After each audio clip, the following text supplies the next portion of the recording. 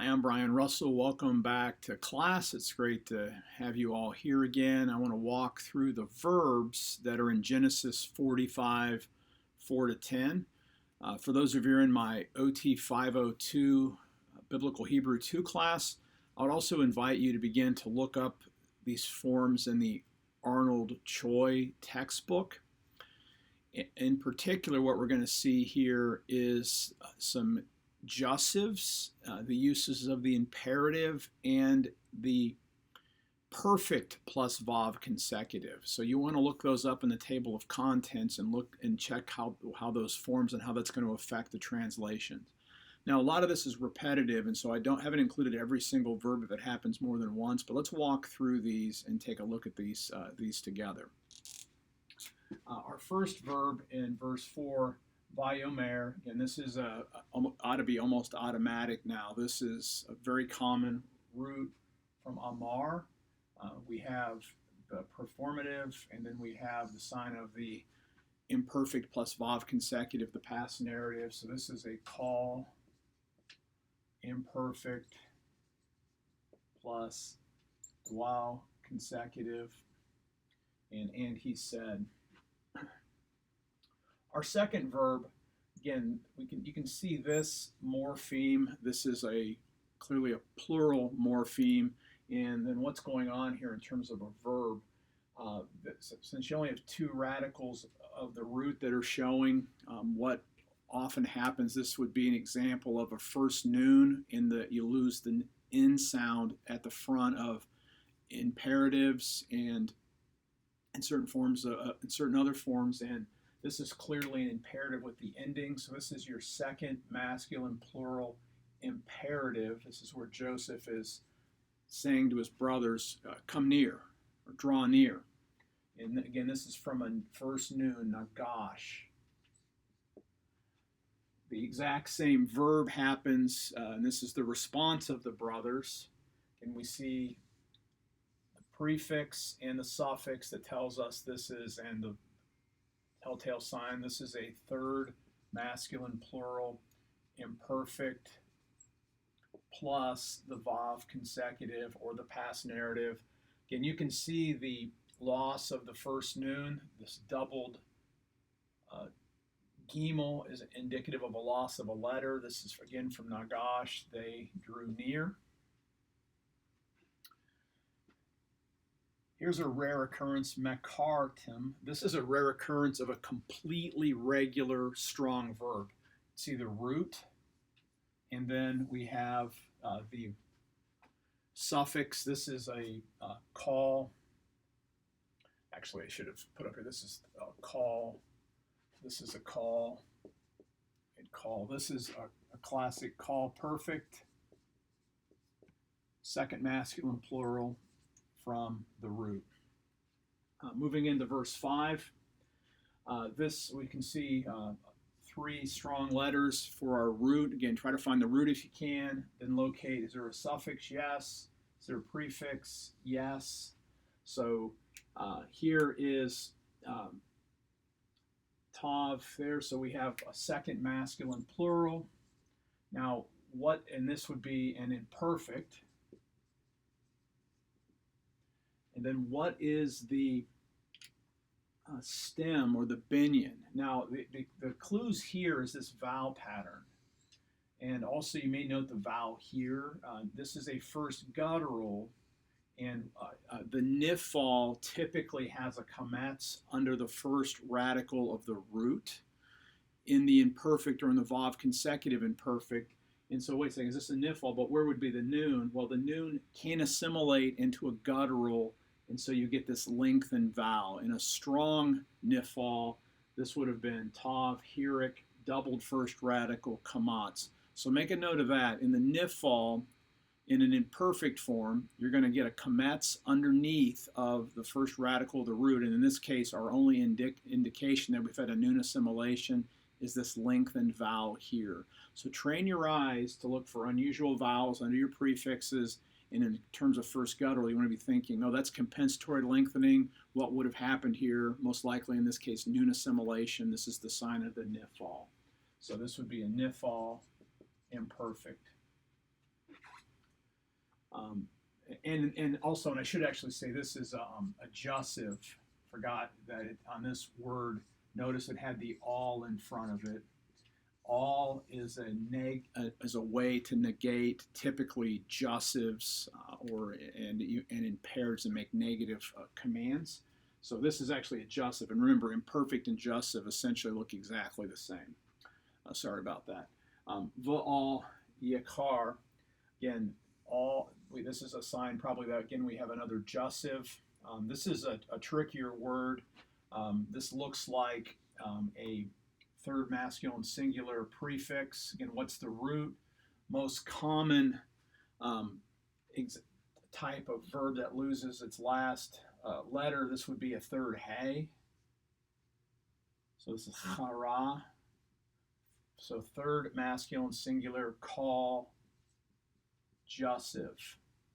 Again, this lets you make a negative command. Let not be angry in your eyes is kind of what this translation is.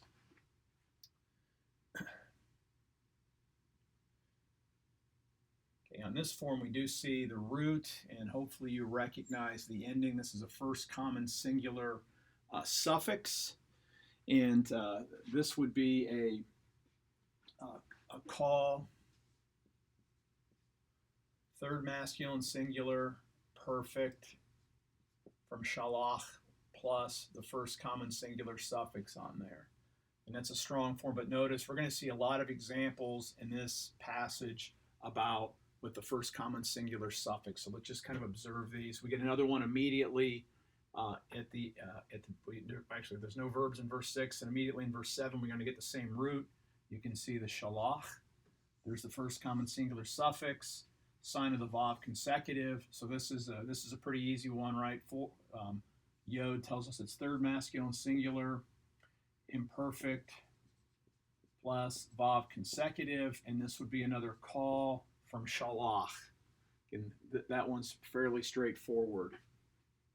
Leshum, it's a verbal form. Remember, when you see a lamed at the front of what looks like it's a verb, you want to be thinking infinitive, or as we'll talk, that John Cook's book calls it infinitive. This would be the infinitive construct. Go ahead and look up infinitive construct and how they're used now in the Arnold Choi book, and you can observe typically it can be purpose or result when they're going to have the lamed on here. Now, what's the root? This is one of these middle weak verbs, so this is going to be a call, infinitive from seem or sum.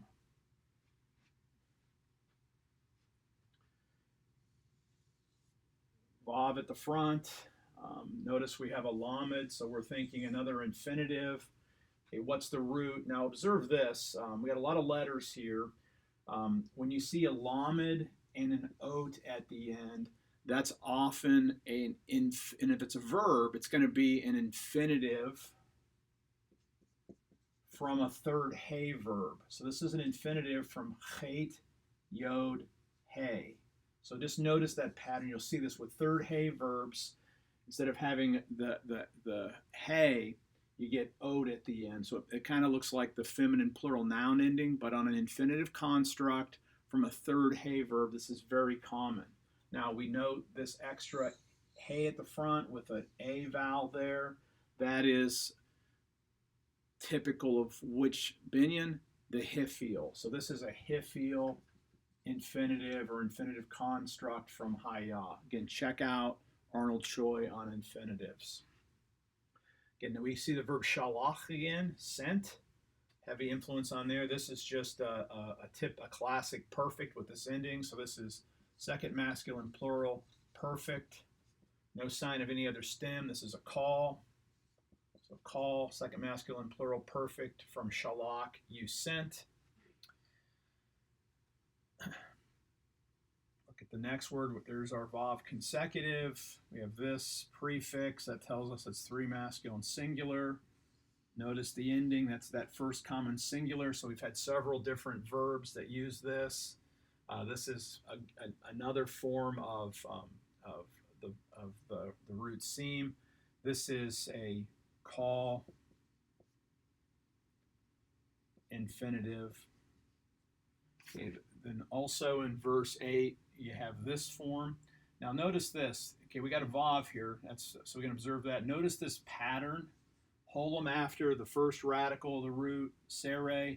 This is your classic form of the call participle, and this would be masculine, singular, absolute. So that's an example of your call participle. Getting to verse 9, macharu, notice that morpheme. And this vowel pattern, this is typical of imperatives. So this is going to be your call imperative.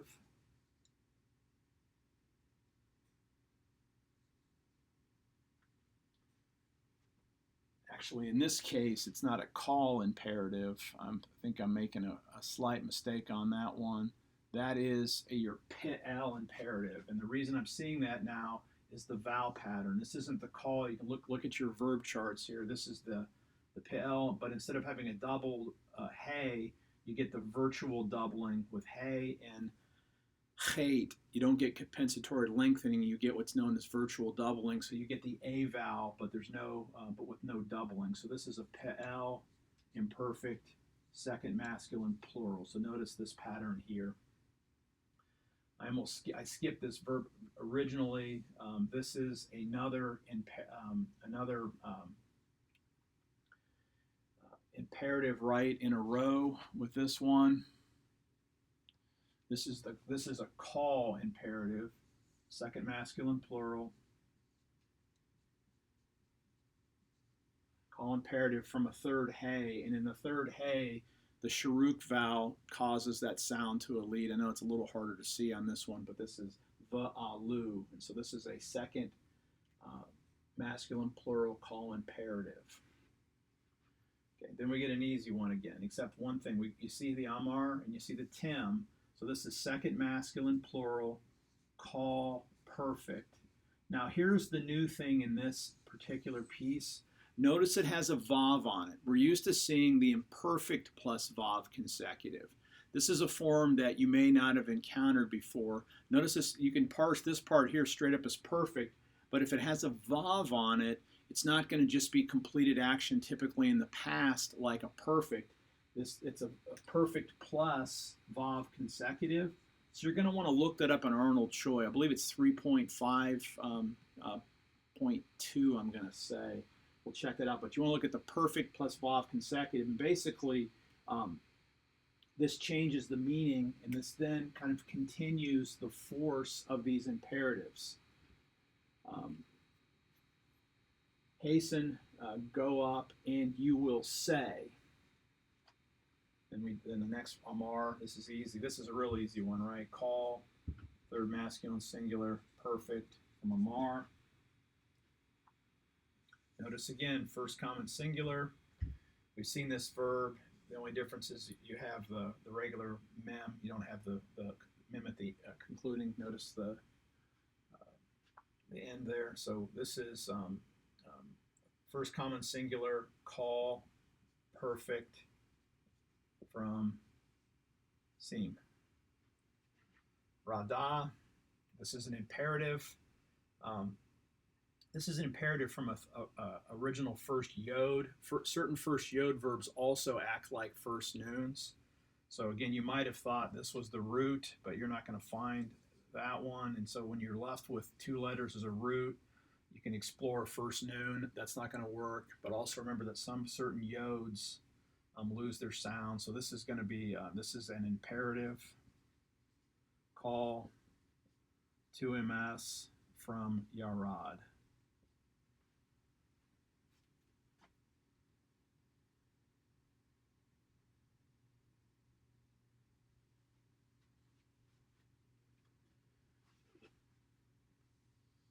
This is going to indicate we're going to have adjussive. And there you see it's three strong letters in the root. Ahmad, stood, second masculine singular, call. This is adjussive. Again, looks just like an imperfect, but the context, and especially the all, helps us see this is negative command from Ahmad. Then we move to verse 10. We have a couple of verbs. The first one, vai yashata. What do we have here? It's easy to see this is a root, yashav, dwell. Ta, that's your second masculine singular ending. Call, perfect, but again, note the vav at the front. So this is perfect plus the vav consecutive. And you will dwell, and then concluding another perfect from haya, second masculine singular, and you will be.